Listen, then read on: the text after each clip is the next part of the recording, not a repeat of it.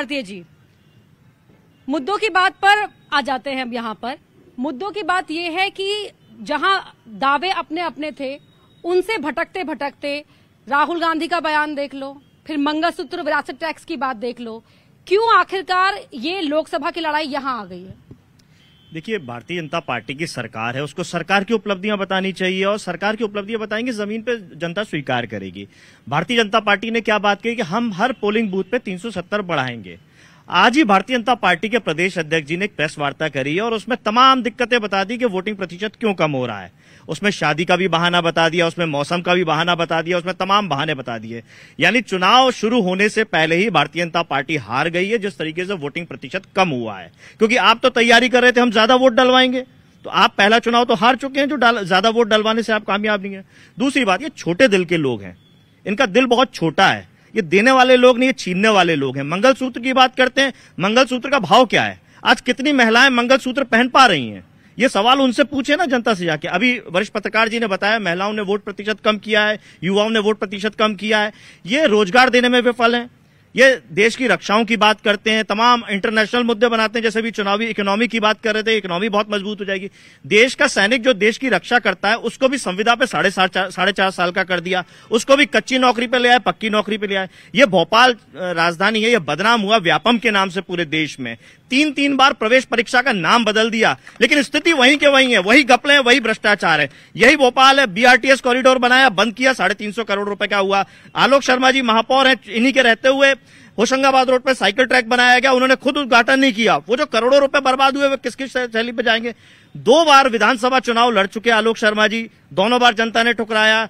एक बार तो भारतीय जनता पार्टी में ही विरोध हो गया, जब न्यू मार्केट के अंदर उनके दोस्त शिवराज सिंह जी ने उनका नाम घोषित कर दिया, तो भारतीय जनता पार्टी में विरोध हो गया, इसीलिए उनको टिकट नहीं दिया गया। तो ये भारतीय जनता पार्टी के जो अंदर खाने में झगड़े हैं, जो भीड़ इकट्ठी हो गई है, एक्सपायरी डेट की दवाइयां भी जो उन्होंने अपने मेडिकल स्टोर में भर ली हैं कांग्रेस पार्टी के नाम पे, अन्य दलों के नाम पे, वो सब किसी काम की नहीं है। और हो क्या रहा है, ये समझाना चाह रहे हैं अपने भारतीय जनता पार्टी के लोगों को कि देखो, भले ही एक्सपायरी डेट है, तुम चले जाओगे तो तुम भी एक्सपायरी हो जाओगे कांग्रेस या अन्य दलों में जाके। तो अपनी भीड़ को संभालना चाह रहे हैं जो भारतीय जनता पार्टी में, जिन्होंने भारतीय जनता पार्टी बनाई। चाहे मैं वरिष्ठ नेता प्रभात झा जी का नाम लेने की कोशिश करूं, जो ग्वालियर में इनके कुशवाहा कैंडिडेट के लिए प्रचार नहीं कर रहे हैं, चाहे नारायण सिंह कुशवाहा जी ओबीसी प्रदेश अध्यक्ष हैं इनके, वो अपने कैंडिडेट नारायण सिंह कुशवाहा के लिए ग्वालियर में प्रचार नहीं कर रहे हैं। तो ऐसी नाखुशी बहुत सारी, तो केवल भारतीय जनता पार्टी की नाखुशी को संभालने के लिए ये एक प्रायोजित कार्यक्रम चल रहा है कि दूसरे दल के लोग आ रहे हैं। डॉक्टर वाजपेयी, जिनको आप 370+ करने के लिए लेकर आए थे, उनको यश भारती जी एक्सपायरी दवाई बता रहे हैं। आपका जवाब जल्दी से, फिर मैं जनता के बीच जाऊंगी। देखिए, एक तो मैं 3 वर्सेस 1 हो रहा हूँ, ये आप भी देख रही हैं। Anyway, ये पहली बार हुआ है। कोई बात नहीं, लेकिन हम कमजोर नहीं है, तो इसीलिए आई रेस्पेक्ट यू। मेरे पास तो पूरे पन्ने ही पन्ने हैं, लेकिन ये एजेंडा किसने बदला? देखिए, आपने भी बहुत अच्छे से जानती हैं, ख्यातिनाम पत्रकार हैं, ये एजेंडा राहुल गांधी ने खुद ही बदल दिया। उन्होंने बोल दिया, अब मंगलसूत्र तो मैंने तो नहीं कहा था, ये लेके आ गए ना, अब मैं बताता हूँ वो है क्या। बेसिकली राहुल गांधी ये कह रहे हैं कि मैं फाइनेंशियल ऑडिट करूंगा सभी जातियों का। तो ये कौन सा एजेंडा है चुनाव का, आप बताइए? मतलब ये आ जाएंगे तो ये जातिगत फाइनेंशियल ऑडिट करेंगे और उसके बाद क्या करेंगे? उसके बाद वो ये कहते हैं कि मैं 10% जितने भी हैं, जैन साहब हैं, अग्रवाल साहब हैं, जिन्होंने खूब पैसा इकट्ठा कर रखा, उनसे पैसा लूंगा, और ये बाइट है उनकी, और पैसा लेके मैं माइनॉरिटीज को दे दूंगा। ये कौन सा तरीका है साहब? ये मुझे बताइएगा, ये एजेंडा किसने सेट किया? सैम पित्रोदा ने क्यों चुनाव के समय में ये बोला, जो उनके गुरु हैं, उनके सलाहकार हैं, कि मुझे ये बहुत पसंद है कि 55% पिताजी का जो संपत्ति है वो सरकार ले लेगी। तो मतलब 20 एकड़ का मेरा बेचारा किसान है, तो उसके बच्चों को 10 एकड़ जाएगा, 10 एकड़ जो है वो सोनिया जी के बच्चों को चला जाएगा। ये कौन सा लॉजिक हुआ भाई? सोनिया जी के बच्चे काम नहीं कर पा रहे, तो इसलिए मेरे पन्नालाल के बच्चे को क्यों तंग कर रहे हो, उसका हक क्यों छीन रहे हो? ये बहुत इलॉजिकल और एब्सर्ड चीजें हैं। इसने क्या किया है कि चुनाव का पूरा एजेंडा बदल दिया है। और मैं तो आपके सामने आया हूं, मैं आपको एक ही आंकड़ा बताता हूं। जब हमने यहां पर सरकार ली थी तो नेशनल हाईवेज केवल 92 किलोमीटर्स थे। Can you imagine this thing? आप अपनी यूनिट के पुराने लोगों से पूछिएगा, 4 लेन नेशनल हाईवेज 92 किलोमीटर्स थे, और आज 4432 किलोमीटर है।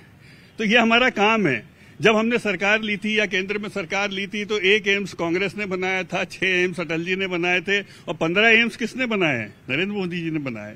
तो देखिए हमारे पास तो डेवलपमेंट का बड़ा भारी एजेंडा है, लेकिन उस पर राहुल गांधी फेल होते हैं। उनके पास कैंडिडेट नहीं है, भोपाल का कैंडिडेट कोई पहचानता नहीं है कौन है, कार्यकर्ता बूथ पर नहीं है, कैंपेन नहीं है। एक बड़ा इंटरेस्टिंग आंकड़ा आपको दे रहा हूं 10 सेकेंड में। आप कैंपेन देखिए, हमारी स्टार प्रचारकों की लिस्ट है, इनकी स्टार प्रचारकों की लिस्ट है। मध्य प्रदेश के बाहर के टॉप 20 स्टार प्रचारक दोनों के ले लीजिए। हमारे सारे स्टार प्रचारक जनता के बीच जा रहे हैं, भाषण दे रहे हैं, अपने विषय को रख रहे हैं। इनके लोग आ ही नहीं रहे, ना राहुल जी आ रहे हैं, ना सोनिया जी आ रही, ना प्रियंका जी। और कहां से लड़ेंगे चुनाव जब महापुर में बात कर रहे हैं, ये भी तय नहीं है। ये कैसा चुनाव? ठीक है, अवनीश बुंदेला जी भी यहाँ पर हमारे साथ जुड़े हुए हैं। अवनीश जी डिबेट में जुड़ते हैं अक्सर हम पर, सर खड़े हो जाइए, कुर्सी छोड़नी पड़ेगी। कुर्सी का मुंह क्यों नहीं त्यागते हैं लोग?